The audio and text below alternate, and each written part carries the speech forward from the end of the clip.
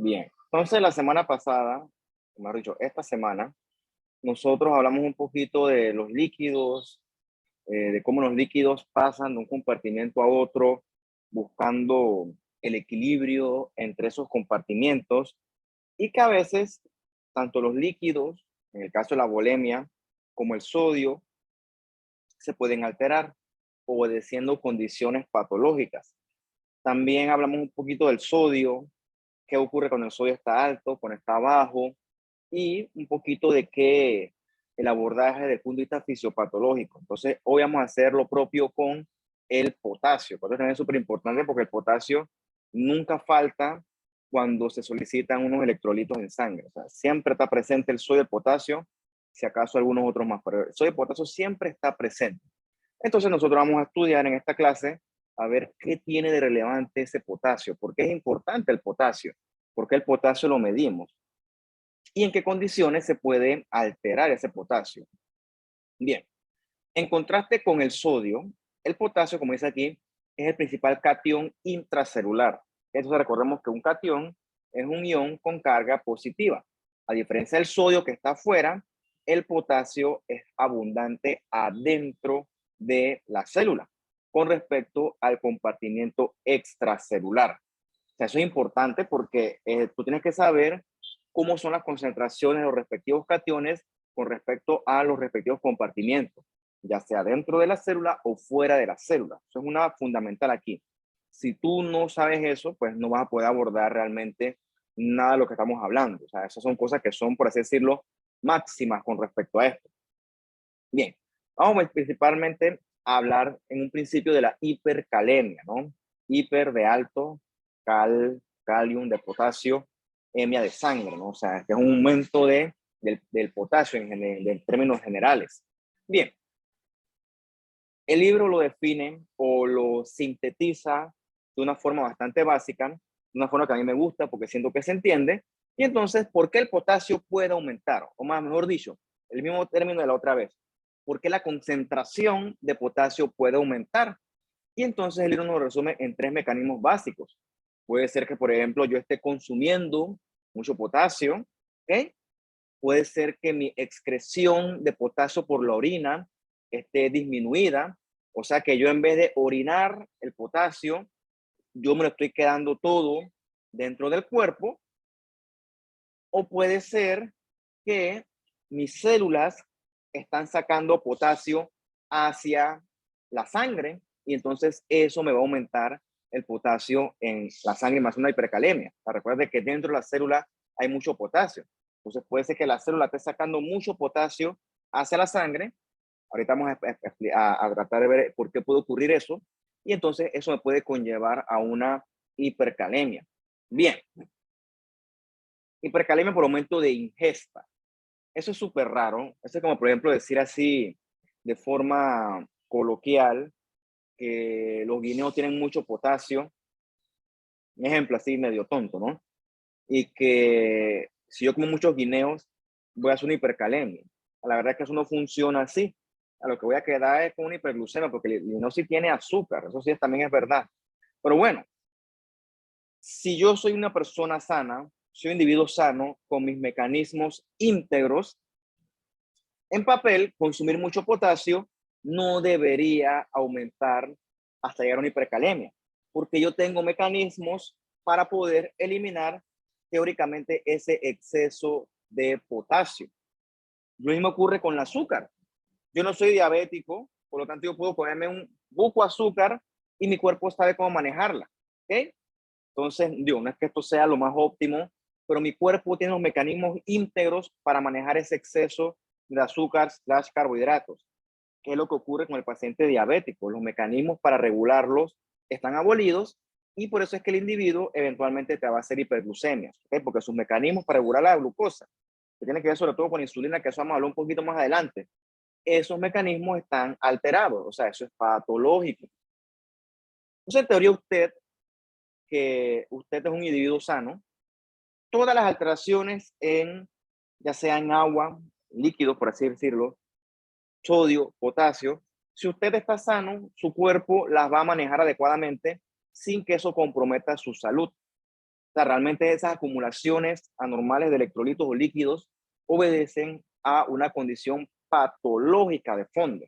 O sea que yo me puedo comer ahorita chuleta, qué sé yo, 50 guineos, si es que lo aguanto y no vomito. Y bueno, todo lo que yo consuma en ese exceso, mi cuerpo lo va a saber eliminar lo que no necesito. Porque repito, mis mecanismos están íntegros. ¿Cuál puede ser el problema? Que yo, por alguna razón, mis riñones tienen problemas para la excreción de potasio. ¿Ok? Entonces, eso sí es un problema. Entonces, si mis riñones tienen problemas para la excreción de potasio, puede que yo sí comience a acumular potasio. Ese es un escenario donde puede ocurrir. Pero eso no ocurre en una persona sana. Tiene que tener una patología renal de base. Otra causa que ocurre o que vemos, sobre todo en el medio hospitalario, con hipercalemia, es, por ejemplo, un paciente que llegó al hospital, le hicieron unos electrolitos, el tipo tenía el potasio bajo, ¿ok? Le pusieron su venoclisis con una solución de potasio y el tipo no le quitan la venoclisis. O sea, la persona sigue recibiendo potasio más de lo que debe, porque al encargado pues se le chispoteó, eso ocurre de hecho, fuera de lo que parezca chistoso. Y entonces la persona está recibiendo por una solución adecuada, en cantidades inadecuadas de potasio. ¿Okay? Porque cuando ocurre eso, hay que hacer un monitoreo diario del potasio para ver si lo que yo estoy haciendo está funcionando o no. Pero ¿qué ocurre? Si uno vigila esas cosas, puede ser que el potasio crezca, aumente mucho, y entonces lo que hay que hacer es cortarle esa solución. Pero hay veces que uno pues se le puede pasar, ¿no? Esas cosas son propios del ejercicio. Pues aquí dice iatrogénica, ¿okay? Porque realmente yo no quise causar una hipercalemia. Yo lo que quise es restablecer el potasio a sus niveles adecuados, pero bueno, pues se me fue la mano y quedé fue de más. No puede ocurrir, o sea, eso puede ocurrir, eso no es una cuestión de quechuzo, pecado, ¿no? Estas cosas pasan a veces. Lo importante es manejar, como siempre, las complicaciones. Bien.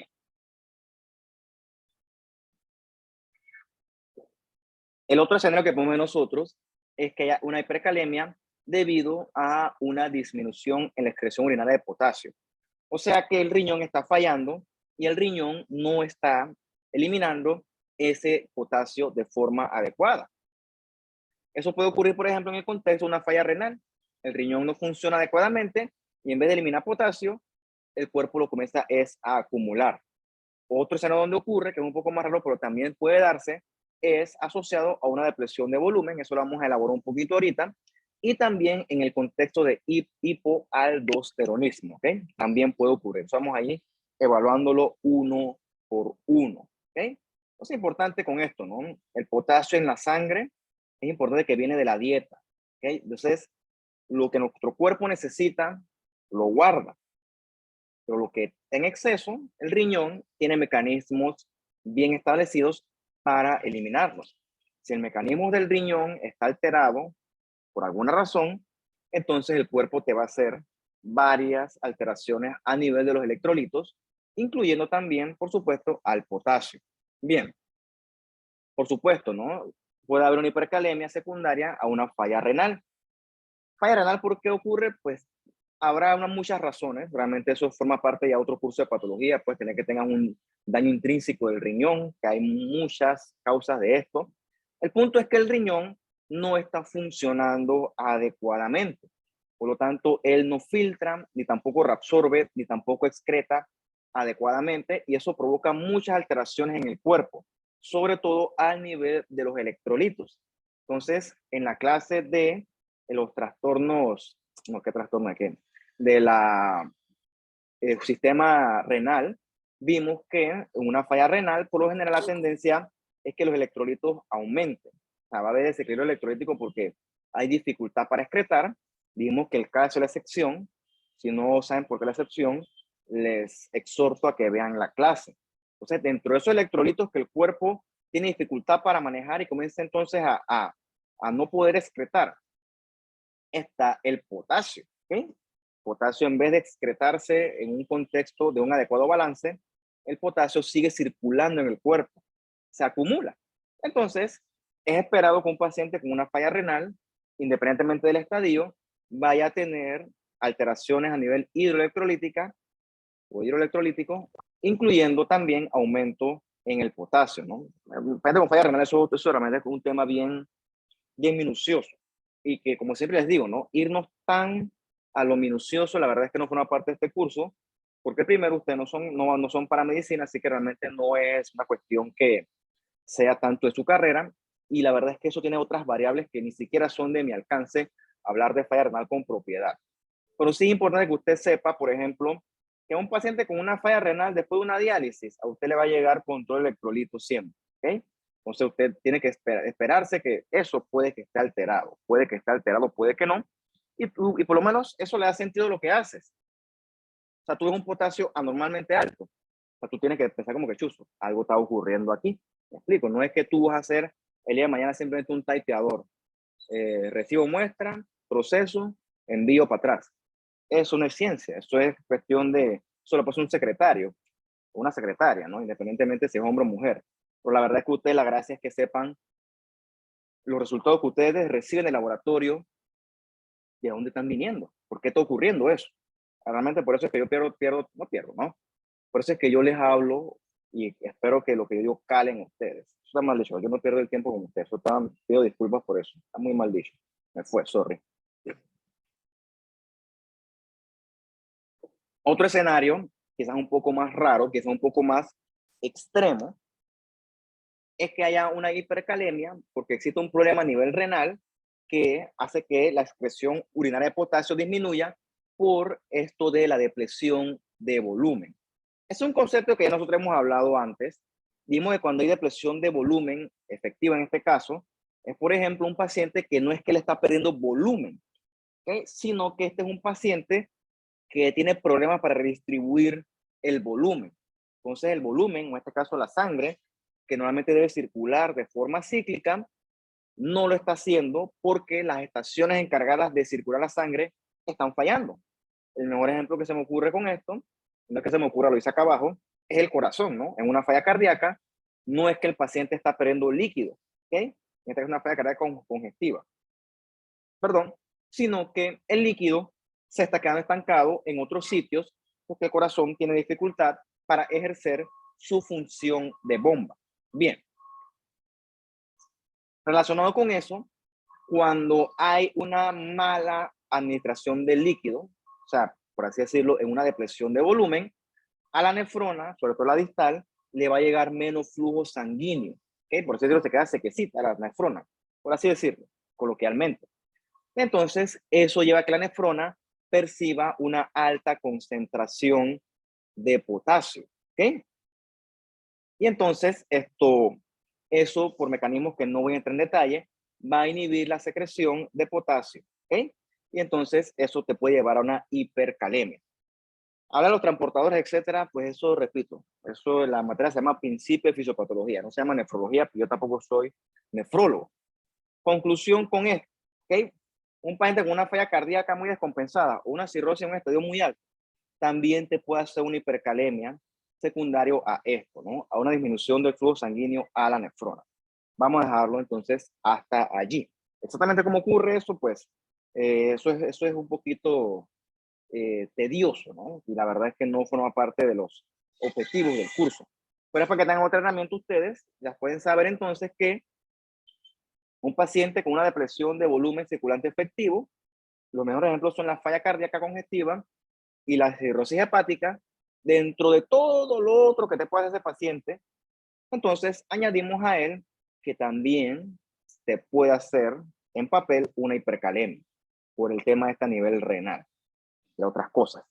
Bien, la aldosterona, creo que nosotros la discutimos la clase pasada. No, realmente la aldosterona llevamos tiempo hablando de ella, ¿no? Hablamos desde el principio del curso, cuando discutíamos nosotros sobre el eje renina, angiotensina, aldosterona. Y siempre hemos dicho que la aldosterona, su función principal es agarrar el sodio y reabsorberlo, ¿ok? Entonces, a nivel renal. Entonces, esa reabsorción de sodio, hemos dicho que también se acompaña de agua. Entonces, en este punto, hablando del potasio, vemos que la aldosterona tiene otra función con respecto al potasio. ¿Ok? La aldosterona también favorece la secreción de potasio a nivel renal. O sea, que la aldosterona en condiciones normales, o sea, en condiciones fisiológicas, no patológicas, regula los niveles de sodio y los niveles de potasio. Pero ¿qué ocurre aquí? Aquí estamos lidiando con este término hipoaldosteronismo. Quiere decir que por alguna razón el paciente no está secretando adecuadamente su aldosterona.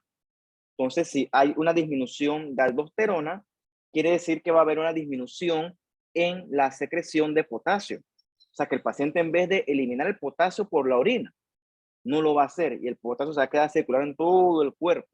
O sea que el hipoaldosteronismo, perdón, también eventualmente se puede asociar con una hipercalemia.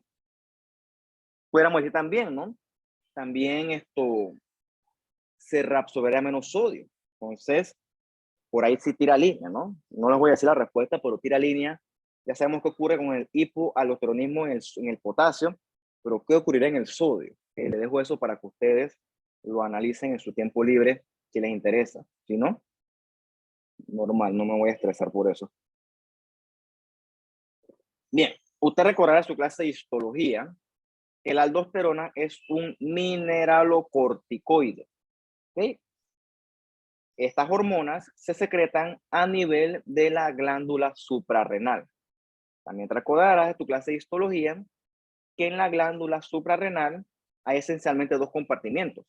Está la corteza adrenal y abajito, por así decirlo, hacia el centro, está la médula adrenal. Es curioso porque desde el punto de vista embriológico son dos órganos muy distintos, ¿okay? Con funciones totalmente distintas, pero que coexisten en una misma estructura anatómica. En este caso, la corteza adrenal está encargada de secretar aldosterona, corticoides y precursores de hormonas sexuales, testosterona, por ejemplo, mientras que la médula adrenal se encarga de la secreción de catecolaminas. La secreción de catecolaminas la estudiamos un poquito cuando en la clase del sistema respiratorio hablábamos de la respuesta fight or flight. Bien, a manera de introducción, solamente eso.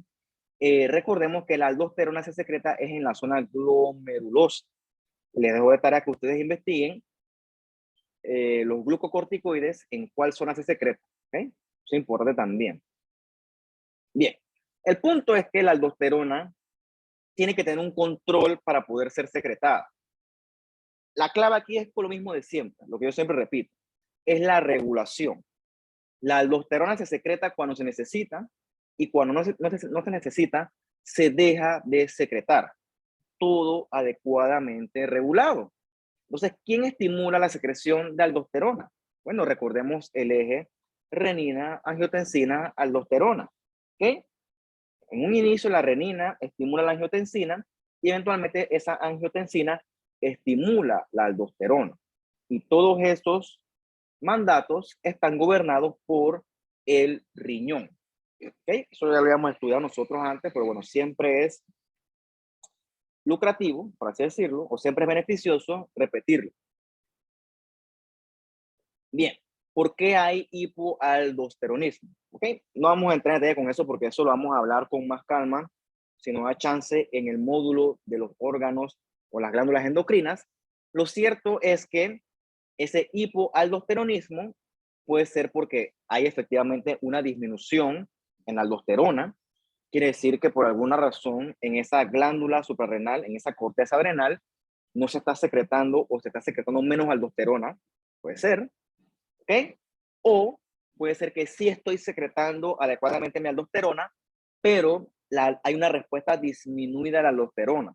¿Okay? Esos son dos escenarios donde puede ocurrir o el resultado va a ser un hipoaldosteronismo. Eso lo tienes aquí, ¿no? Aquí está la aldosterona, ¿ok? Se encarga de manejar los niveles de sodio y de potasio.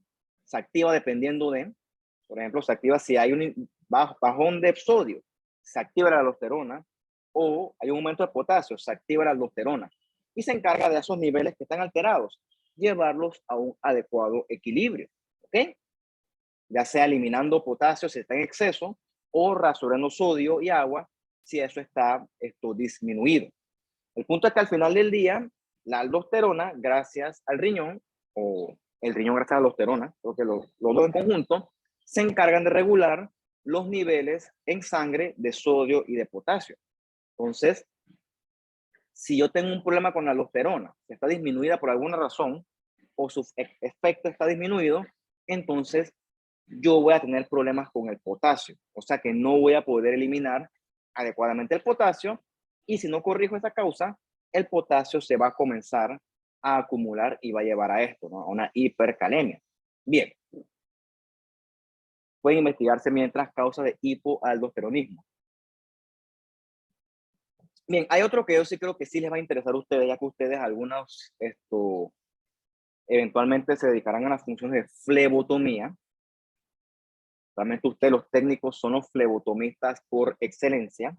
Los médicos no, yo no soy experto en flebotomía. Me explico, eso está mal. Ustedes son los que tienen que ser expertos en eso, pero a veces no son celosos de su profesión y se dejan robar el mandado. Yo veo eso mal. Yo soy celoso de mi profesión. Yo no permito que a mí nadie que no sepa de biopsia me venga a hablar de biopsia. Yo soy celoso de lo que yo hago. Bueno, eso no lo entiendo yo y tampoco pretendo yo echarle candela a algo que la verdad es que no me compete. Bien, hay una cuestión que se llama pseudo hipercalemia que nosotros vamos a discutir en este punto de la clase. ¿Qué ocurre? Habíamos dicho que dentro de las células hay mucho potasio. ¿Ok? Fíjate que esta es la célula, ¿no? Esta tapita de la vela, esta es la célula. En el potasio.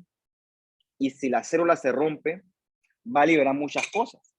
Entre esas cosas que va a liberar su potasio. Es un pocotón de potasio. Y entonces, ¿a dónde se va a liberar ese potasio? Pues a la sangre. Bien. ¿Qué cosas pueden destruir la célula o romperla? Que el término correcto es lisis celular. Bueno, por ejemplo, un trauma. Es la primera causa que se me ocurre. ¿Okay? Un trauma. ¿Ok?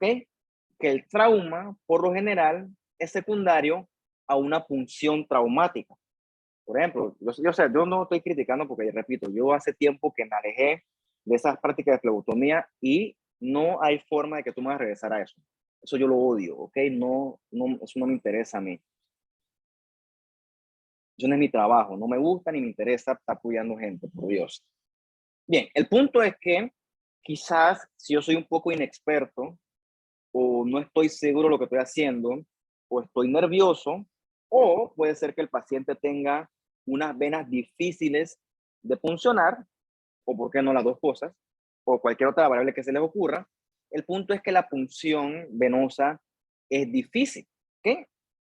Tú agarras tu jeringa con tu aguja y tú comienzas ahí a remar buscando la vena y tra, y mete y saca y le da. O sea, eso es totalmente traumático.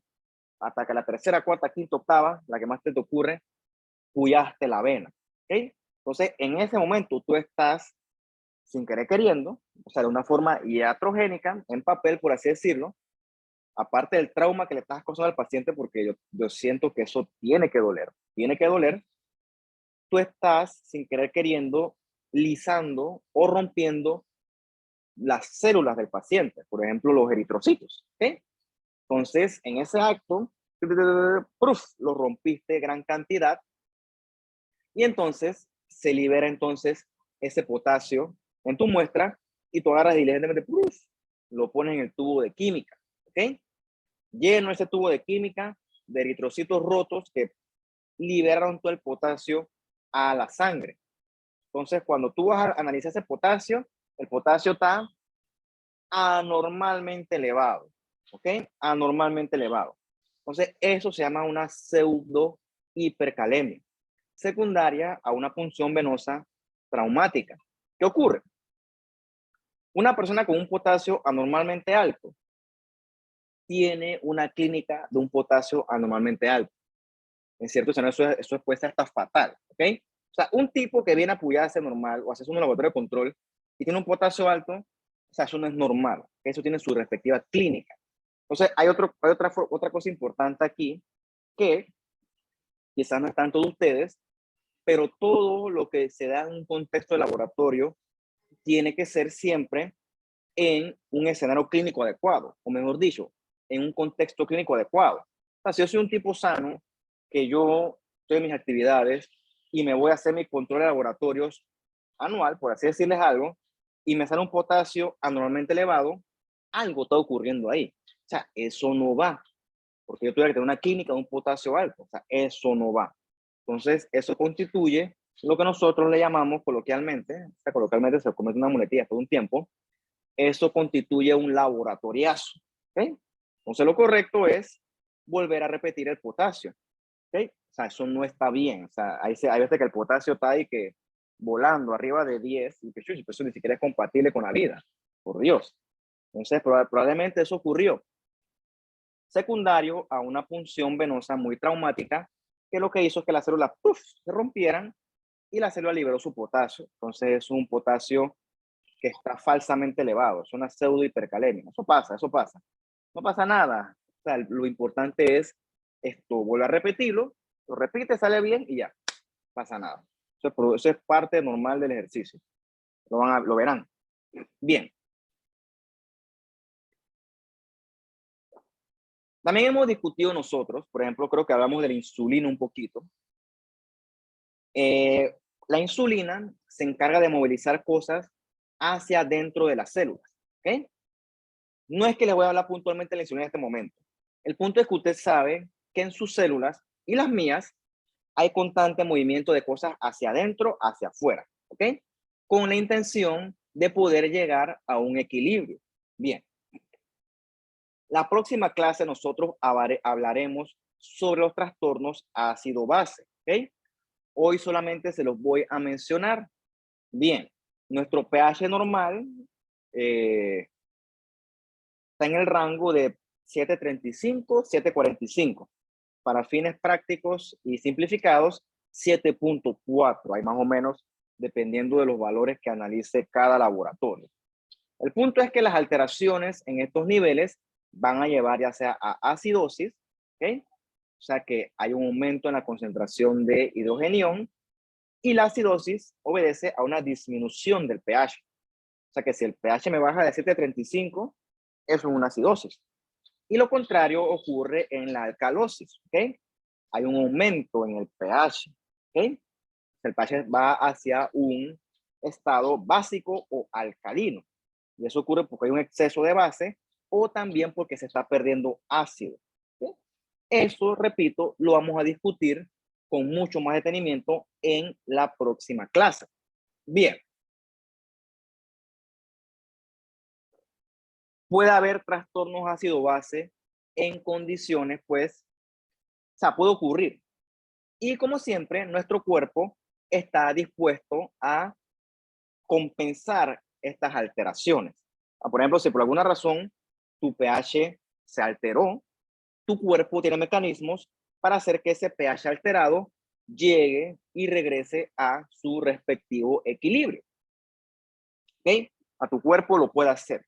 De hecho, cuando tu cuerpo no lo puede hacer, quiere decir que tú tienes una patología de fondo. ¿Ok? Entonces, solamente a manera de introducción, repito, no voy a hablar de eso ahorita porque eso hablaremos con mucha más calma en la próxima clase. Entonces, lo que sí les voy a mencionar es que un mecanismo para compensar a veces estas alteraciones ácido-base es intercambiar potasio por hidrogenión. ¿Ok? Intercambiar potasio por hidrogenión. Por ejemplo, el cuerpo puede agarrar y movilizar potasio, ¿ok? Y lo hace con cierta libertad, o mejor dicho, con cierta tolerancia. Porque la verdad es que el cuerpo, por así decirlo, prefiere alterar levemente el potasio que, por ejemplo, quedarse con acumulación de hidrogenión. O sea, el cuerpo agarra y dice, bueno, yo prefiero sacrificar el potasio para poder regular el hidrogenión. Realmente el potasio eventualmente el cuerpo lo puede volver a regular, pero el hidrogenión es un poquito más deleterio, por así decirlo. Bien, supongamos el episodio o el escenario ficticio donde hay un paciente con acidosis, ¿ok? O sea que el paciente tiene mucho ácido en la sangre, que en este caso está representado por esta H más, que es hidrogenión, o también le pueden llamar protones, pues. Yo le llamo hidrogenión, en la palabra un poquito larga, pero bueno. Así fue como a mí me mencionaron en la universidad. Entonces, ¿qué ocurre? Por alguna razón, repito, lo estudiaremos en la próxima clase, el paciente tiene demasiado o tiene niveles elevados de hidrogenión en sangre. ¿Okay? Eso es peligroso. ¿Okay? El cuerpo no tolera bien eso. Y el cuerpo lo que va a hacer es agarrar ese hidrogenión y movilizarlo de la sangre. ¿Ok? Entonces, tú tienes una cuestión en la sangre, ¿hacia dónde la movilizas? ¿Ok? Hacia adentro de la célula. Entonces, el cuerpo, como tiene mucho hidrogenión, lo que hace es agarrar ese hidrogenión de la sangre y movilizarlo hacia dentro de la célula. Claro, eso tiene un precio, que eso no es gratis. Ese transportador de hidrogenión va en conjunto con el potasio, ¿ok? Entonces, el cuerpo agarra ese hidrogenión, lo mete a la célula al precio de sacar potasio de la célula, ¿ok? O sea, que aquí nada es gratis, aquí nada es gratis. Entonces, el cuerpo está dispuesto a ese trueque, ¿ok? O sea, es un paciente que tiene una acidosis, el tipo está comenzando a meter hidrogenión hacia dentro de la célula con la condición de sacar potasio. Entonces, si sacas el potasio a la sangre, eventualmente eso te puede llevar a una hipercalemia. ¿Okay? Entonces, es una cuestión que discutiremos con más calma en otra clase, pero es para que tú veas un estado ácido-base tipo acidosis, un trastorno, mejor dicho, tipo acidosis, puede entonces, ¿por qué existir hipercalemia? Bien, lo contrario ocurre perfectamente en la alcalosis, ¿ok? La alcalosis es, en papel, lo contrario a la acidosis. En la acidosis hay mucho hidrogenión. Una causa de la alcalosis puede ser que hay poquito hidrogenión. O sea, la sangre está desprovista de hidrogenión. Entonces, ¿de dónde vamos nosotros a encontrar hidrogenión? ¿Me explico? Bueno, dentro de las células. ¿Okay? Entonces, lo que va a hacer tu célula cuando hay una alcalosis por ausencia de ácido. Entonces, la célula va a agarrar su ácido que tiene guardado y lo va a liberar a la sangre para poder llegar a un equilibrio. Pero lo mismo, eso a un precio. ¿Ok? El precio es que sí, yo saco hidrogenión, pero entonces incorporo potasio hacia dentro de la sangre. O sea que eventualmente la sangre se va a quedar con menos potasio y eso también me puede llevar con el tiempo a una hipocalemia. Son cositas que son interesantes de esto. Entonces, estos son hipercalemias, en este caso también les hablo un poquito de la hipocalemia, asociado a, les digo, shift como dice aquí, ¿no? Probablemente será movilización de iones hacia adentro o fuera de la célula. Bien. Ahora se habla un poquito de la insulina. ¿Ok? Dijimos nosotros en un momento del curso, la verdad es que no me acuerdo exactamente cuándo, porque la verdad es que yo les he hablado bastante de muchas cosas, que una forma simplificada de entender la insulina es que la insulina es una hormona pues secretada por el páncreas endocrino, las células beta de los islotes Langerhans, para que sepan, ¿no? Asumo que usted lo sabe.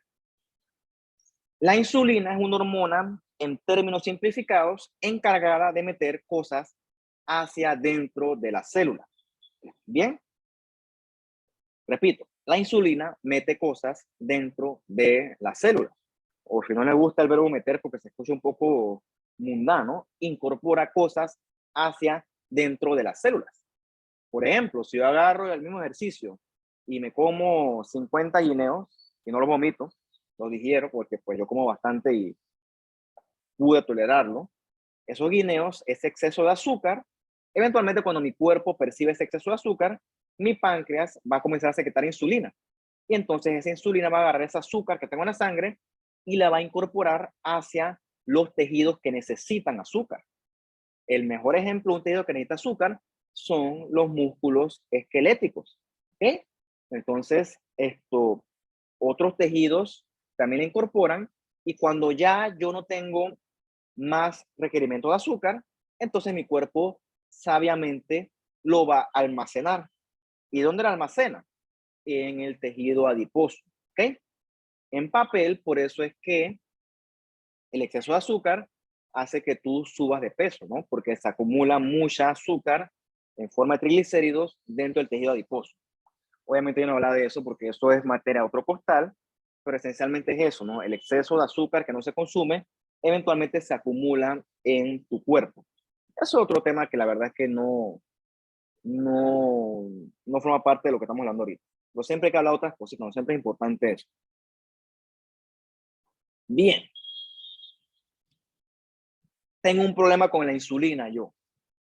¿Por qué? Ya sea que tengo problemas para secretarla o mis tejidos se resisten a la acción de la insulina.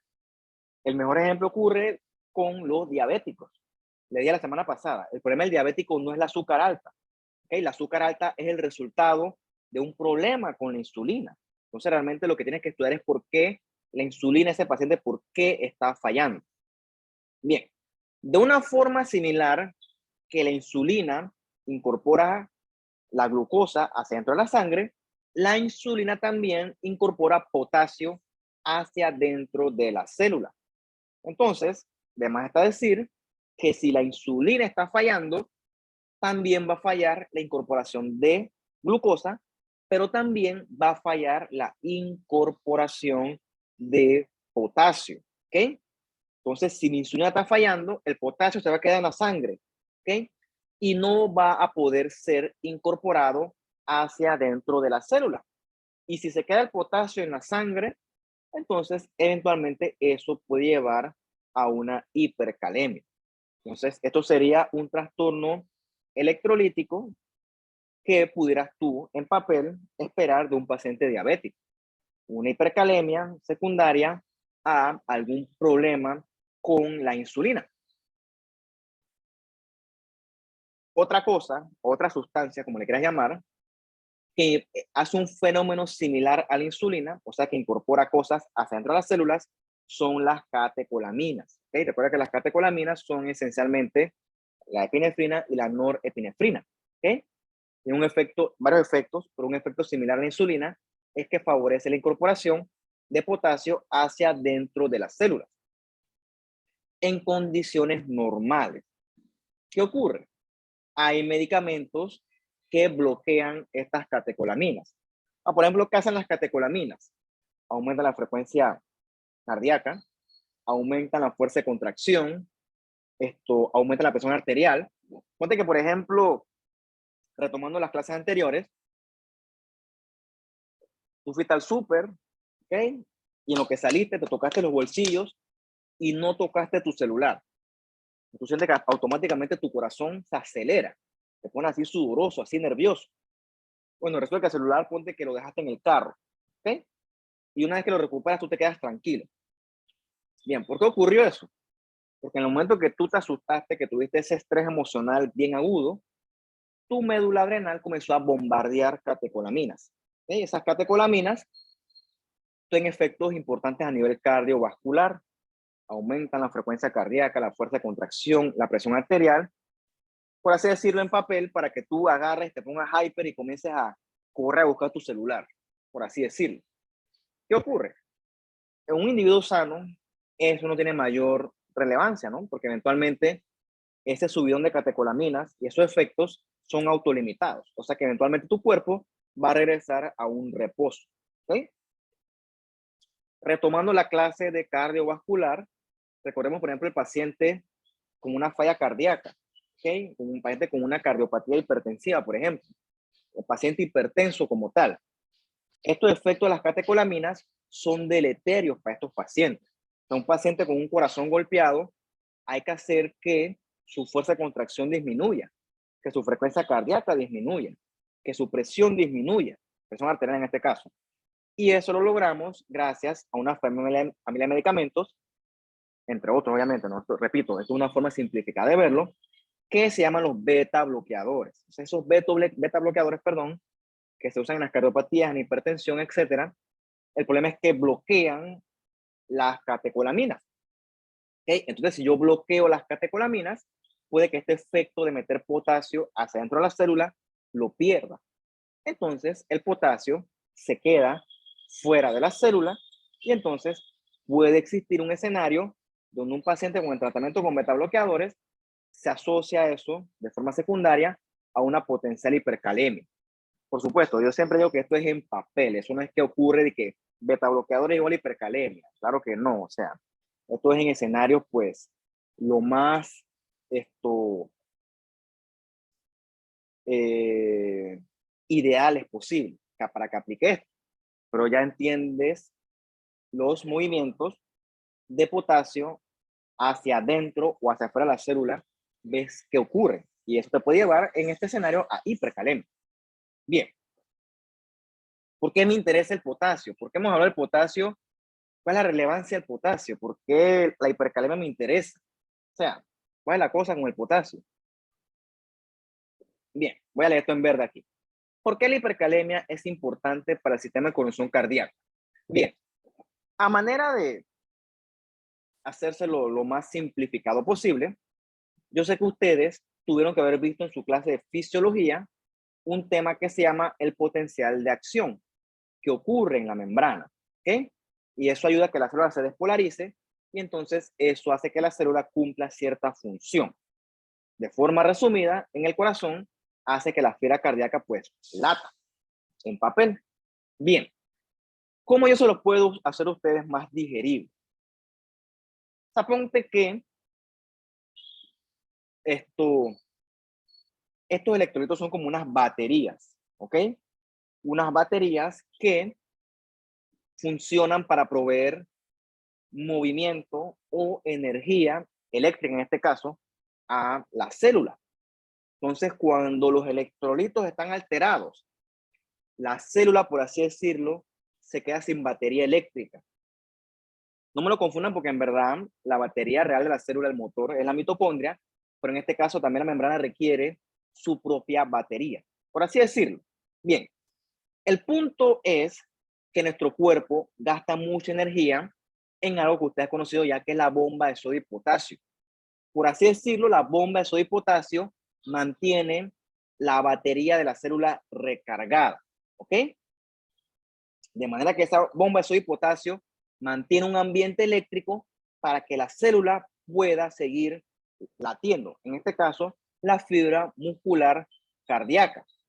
Entonces, ¿qué ocurre? Si el potasio sube, entonces mi batería se sale de control.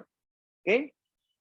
O sea, imagínate tú, por ejemplo, yo me acuerdo una vez que en la casa cuando estaba chiquito, estaba limpiando una silla, no sé, se manchó, después de que se manchó, y yo agarré, había un blower y lo conecté a la regleta.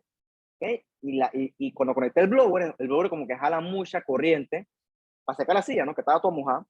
Y lo que hice fue que la computadora que estaba conectada a la regleta, todo se apagó. O sea, todo se apagó súbitamente. Entonces, ¿por qué? Porque puse mucho esfuerzo en esa regleta. Apunte que un fenómeno similar ocurre aquí.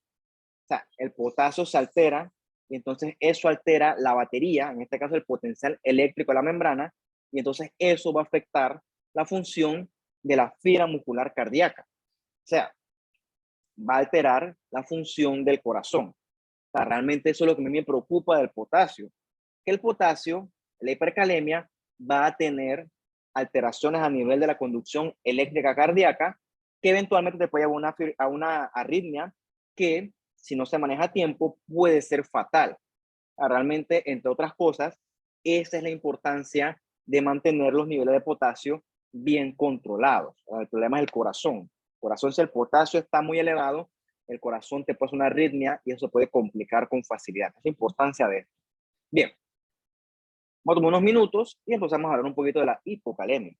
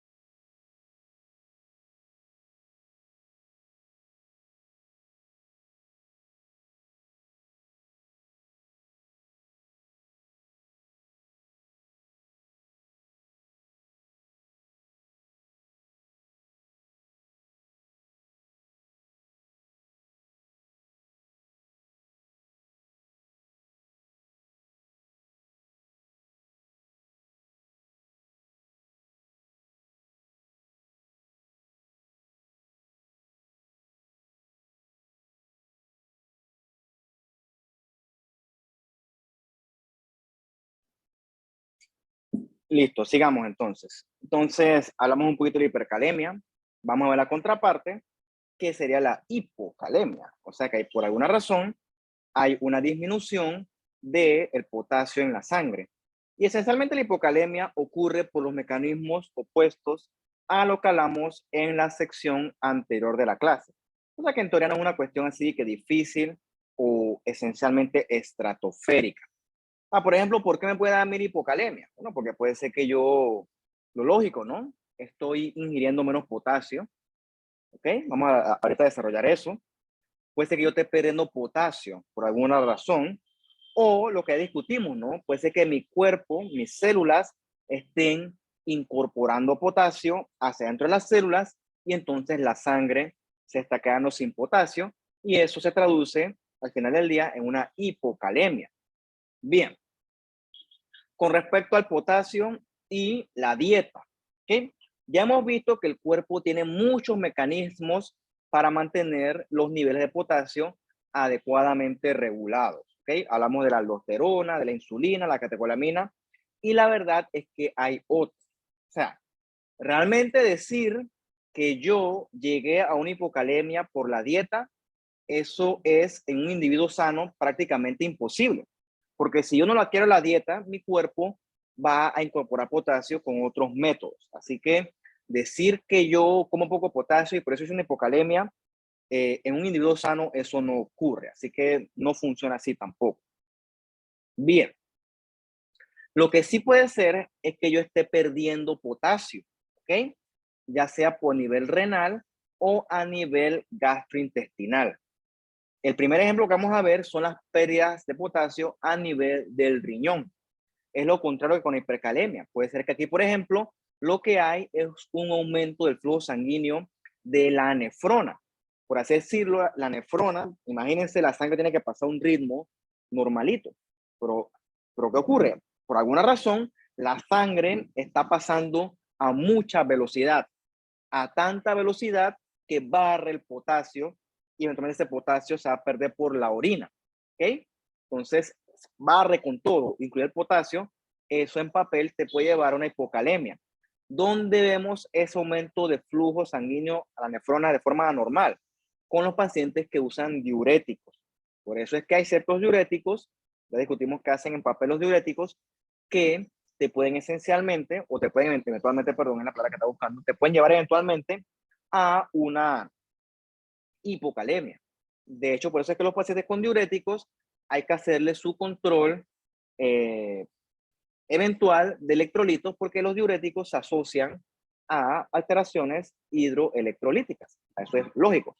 Bien, también puede haber pérdida de potasio debido en este caso a lo contrario que vivimos antes, a un hiperaldosteronismo. Recordemos, ¿qué hace la aldosterona? ¿Okay? Reabsorbe sodio, secreta potasio. Entonces, contrario a lo que vimos en la sección anterior, si la aldosterona está en exceso, quiere decir que entonces yo voy a comenzar a perder más potasio. ¿Ok? Al punto que yo te haga una hipocalemia, perdón, que no corrija. ¿Por qué yo puedo tener exceso de aldosterona? Causa de hiperaldosteronismo. Bueno, una causa esperada es que yo tenga un tumorcito a nivel de la glándula suprarrenal, en este caso un tumor a nivel cortical, que secrete mucha aldosterona. Es un paciente que llegó a la sala, al cuarto de urgencia, lo hospitalizaron, el paciente con el potasio por el piso. Hipocalemia, le ponen su solución, su venoclisis con potasio, controle, y a pesar de que le pongo el potasio, chuleta, el potasio no sube. No sube, no sube, no sube, no sube, no sube. Chuchi, ¿qué está pasando ahí? Bueno, una cosa que se me puede ocurrir es que hay un problema con la aldosterona. Le hace el paciente un CAT y resulta que tiene un tumorcito en la glándula suprarrenal, en este caso a nivel cortical. El paciente lo operan, vamos a decir que todo salió bien, y en papel eso le corrige su hiperaldosteronismo y con el tiempo, de forma así idealizada, se le corrige su exceso de pérdida de potasio, ¿okay? Y su potasio se le va a corregir eventualmente. Bien, eso con respecto a las pérdidas renales de potasio. también puede haber pérdidas gastrointestinales de potasio, ¿no? De forma obvia, por ejemplo, si un paciente tiene mucho vómito, tiene mucha diarrea, quizás de forma obvia se pierde esto, potasio, ¿no? De forma directa. Pero bueno, desde el punto de vista fisiopatológico, hay una interesante aquí, que es que en papel los vómitos también pueden llevar a pérdida indirecta de potasio. Eso lo vamos a ver paso por paso, ¿no? Es para que tú más o menos entiendas desde el punto de vista hidroelectrolítico qué pasa cuando tú vomitas. Es decir, ¿qué sucede cuando alguien vomita? Bueno, cuando tú vomitas, todos aquí hemos vomitado, eso es parte de la vida, no todos los días, pero parte de la vida. Entre muchas cosas que vomitas, vomitas mucho ácido del estómago, ¿ok? Dependiendo de la cantidad que vomites. Entre más vomites, mayor cantidad de ácido vas a perder. Entonces dijimos que si el cuerpo pierde mucho ácido, eventualmente, si eso no se detiene, eso va a llevar a una disminución de hidrogenión. O sea que va a llevar a una alcalosis, ¿ok? Entonces, el cuerpo va a entrar a un estado básico, o sea, a un estado alcalino, ¿ok? Va a tener demasiado HCO3, es demasiado bicarbonato, que esa es la base por excelencia. Así como el ácido por excelencia es el hidrogenión, el bicarbonato es por excelencia la base, ¿no? Eventualmente, ese exceso de bicarbonato va a llegar a el riñón y por un tema de polaridad, el bicarbonato tiene una carga negativa. Entonces, a ese túbulo renal va a llegar una carga excesivamente negativa.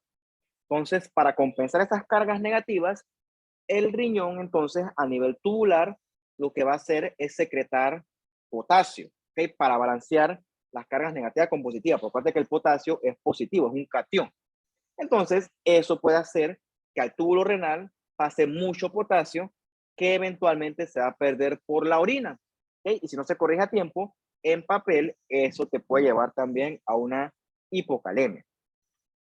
Yo iba a eliminar esta parte, pero me pareció interesante, sobre todo para que usted viera que el cuerpo trata de balancear no solamente los gradientes de concentración, sino también los gradientes eléctricos y puede entonces eventualmente llevar a estos escenarios un poco fatídicos. Repito, no es que eso ocurre a nivel del paciente como tal, el paciente no es un carro, no es predecible, el paciente tiene otras variables que eso ya es más de la medicina clínica, pero bueno, puede en papel, en teoría, que es una clase teórica, puede ocurrir, ¿no? Entonces ya ves que hay hipocalemia en los vómitos y en los diarreas, ¿no? Entonces, diuréticos también. Fítula, eso no vamos a entrar en detalle porque eso es más de medicina, ¿no? Y que el aumento de aldosterona, o sea, el hiperaldosteronismo, la causa dijimos que puede ser por un tumorcito a nivel cortical adrenal, pero puede haber otras. Entonces, eso se asocia a un exceso de secreción de potasio a nivel renal, pierdes mucho potasio, que eventualmente te puede llevar a una hipocalemia. Bien, esto ya lo discutimos en la sesión anterior, pero vamos a volver a repetirlo. También puede haber hipocalemia debido a movimiento de potasio hacia dentro de la célula. ¿Qué ocurre? Si tú agarras el potasio de la sangre y lo metes hacia dentro de la sangre se queda sin potasio y por lo tanto el paciente te puede hacer una hipocalemia. ¿Okay? Entonces recordemos, ¿qué cosas meten potasio a la célula? Bueno, por ejemplo, la insulina agarra y te mete un montón de potasio dentro de la célula. O sea que si el paciente le está poniendo mucha insulina, también tienes que vigilar el potasio. Ya discutimos por qué la alcalosis, ¿no? En ese intercambiador potasio-hidrogenión. Y la hipercalemia ocurre perfectamente lo contrario. ¿Ok? Bien. Por ejemplo, un paciente que te puede llegar con una complicación de la diabetes, por ejemplo, una cetocidosis diabética, que eso lo discutiremos con más calma cuando veamos nosotros el curso de patología, que hay una clase dedicada a los mecanismos patológicos de la diabetes. El punto es que en la cetocidosis diabética, el paciente tiene una glucemia muy alta, ¿ok? Que eventualmente lo lleva a producción de cuerpos cetónicos. Vamos a dejar eso de un lado, ¿ok? El punto es que la sangre está sobrecargada de azúcar. y eso no permite que el paciente mejore. Entonces, ese paciente con una glucosa 400, 500, 600, yo lo que quiero es meter esa glucosa en exceso a la sangre. Bueno, ¿y cómo lo, perdón, quiero meterla de la sangre hacia adentro de la célula? ¿Y cómo lo voy a lograr yo? Bueno, poniéndole al paciente bucoinsulina, una bomba de insulina. Que sí, con el tiempo, con la monitorización, etcétera, el azúcar va a bajar, ¿ok? No es que va a bajar, sino que se va a incorporar hacia adentro de la célula y va a bajar sus niveles de azúcar en sangre. Bien, ¿qué ocurre? Recordemos nosotros que la insulina sí es buena con el azúcar, porque me la disminuye en papel, pero también mete potasio hacia dentro de las células. Entonces, ese paciente que esté recibiendo mucha insulina, también hay que vigilarle el potasio, porque sí, puede que estés metiendo diligentemente el azúcar hacia la célula, pero también de forma concomitante, también estás metiendo mucho potasio adentro de la célula y el paciente sí, le corregiste la glucosa, pero también te quedaste con una hipocalemia, porque toda la célula, puff, estás metiéndola, llenándola de potasio. Entonces, no solamente se pone insulina como tal, también se debe monitorizar los niveles de potasio cuando hay estos estados peligrosamente altos de glucosa en sangre. Bien, esta es la última. A ver, ¿tienen preguntas, dudas, comentarios?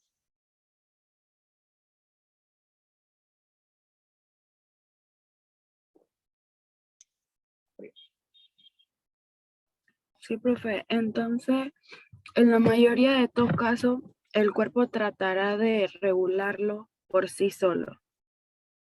Claro, de hecho, tu cuerpo, si tú estás sana, tu cuerpo te regula todo. O sea, yo siempre te pongo el ejemplo del agua, de los 2 litros de agua, porque es el que más se me ocurre. Pero realmente, si tú te tomas 2 litros de agua, lo que vas a hacer es orinar, ¿ok? Y vas a orinar lo adecuado, ¿ok? Ni mucho ni muy poco. ¿Por qué? Porque yo estoy asumiendo que tus riñones están completamente sanos, completamente íntegros. Eso ocurre a cada rato, por cierto. A cada rato nosotros incorporamos sustancia del medio externo. Por ejemplo, si yo agarro y me tomo una sopa, que una sopa por lo general está cargada de sal, ¿ok? Cargada de sodio. Entonces mi cuerpo también va a percibir ese exceso de sodio y en vez de yo hacer una hipernatremia, mi cuerpo tiene mecanismos para regular y eliminar el sodio que yo no necesito. Lo mismo ocurre con el potasio. Si hay una alteración en el potasio, puede que mi cuerpo solito la vaya corrigiendo y yo ni me doy cuenta. ¿Por qué? Porque en papel mis mecanismos reguladores están todos íntegros.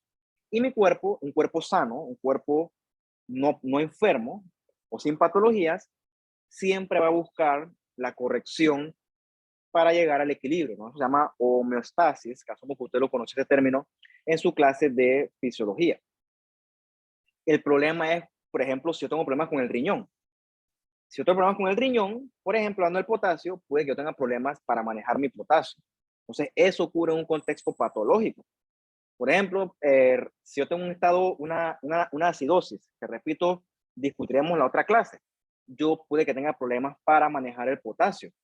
Si yo soy un paciente diabético y tengo una hiperglucemia, también voy a tener problemas para manejar adecuadamente el potasio cuando me rellenen de insulina. Entonces, en esos escenarios es que la regulación del cuerpo se altera y entonces esto de fisiopatología.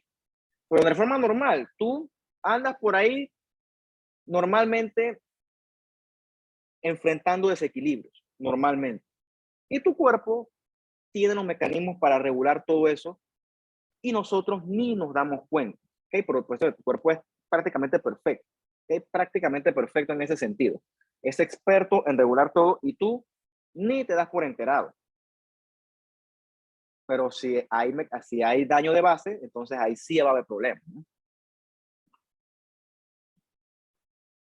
¿Qué más?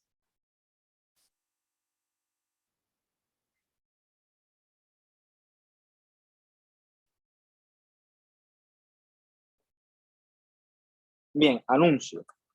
Entonces, tomando el tiempo que nos queda y tomando en cuenta que el lunes es libre, obviamente el taller no se va a poder hacer lunes porque es libre, Entonces, el primer taller nosotros lo veremos el viernes. Igual yo se los voy a subir para que usted lo desarrolle esto el sábado y tenga 24 horas para desarrollarlo y lo discutiremos el viernes. La clase que corresponderá para esta semana, para esta no, para la otra, que es los trastornos ácido base, como no tengo tiempo para darla, me va a tocar grabárselas para que usted la vea en un tiempo asíncrono o asincrónico, no sé cómo se dirá, porque no puedo tampoco ya perder clase, digamos, ya no me da chance, sería incorrecto. Entonces, la otra semana tenemos 3 actividades entonces. Tenemos el miércoles a las 8, si no me equivoco, el parcial, ¿ok? Tenemos el taller y tenemos en un tiempo asincrónico la clase. Entonces, el otro lunes, que yo creo que no debe haber nada, también debemos tener taller, ¿ok? Entonces, pero bueno, vamos a entrarnos semana por semana. Otra cosa importante que yo no he hecho y que debía haber hecho antes, pero bueno, lo cierto es que hasta este punto yo no he acumulado calificaciones porque yo no les he evaluado nada como tal. La primera evaluación la haré con lo que ustedes desarrollen del taller, ¿ok? Por cierto, el taller va a ser las cosas que hemos visto hasta ahora. Yo no le voy a preguntar en el taller cosas estratosféricas o de repente sí cosas que usted investigue, pero dentro del contexto de las clases. Obviamente comenzaremos con el módulo de cardiovascular. Bien, el punto es que yo me voy a sentar ahorita a cotejar la lista que ustedes me dieron con la lista oficial del curso. Y lamentablemente no puedo permitir que estudiantes que no estén matriculados estén en el curso. Da mucho problema eso. Entonces, en el transcurso del día, hoy que no tengo tantas funciones, me voy a dedicar a eso. Y bueno, lamentablemente no puedo hacer nada ahí. ¿Ok? No puedo hacer nada ahí. Y no es decisión mía, eso es una directriz de la universidad como tal que al final no funciona. Entonces, ahí sí no puedo hacer nada. Entonces, yo me voy a dedicar a hacer eso durante el día y bueno, los que no están matriculados, lastimosamente no les voy a poder evaluar. Yo no tengo problema con que vean las clases, total, que esto es abierto, pero sí no puedo porque es muy problemático eso. No estoy echando la culpa a nadie, eso excede mi alcance. Pero cuando yo coteje y los que no me cotejen, entonces ahí sí vamos a tener problemas con los que no están matriculados porque la verdad es que no pueden atender el curso. ¿Tienen comentarios? ¿Preguntas? ¿Dudas? ¿Curiosidades?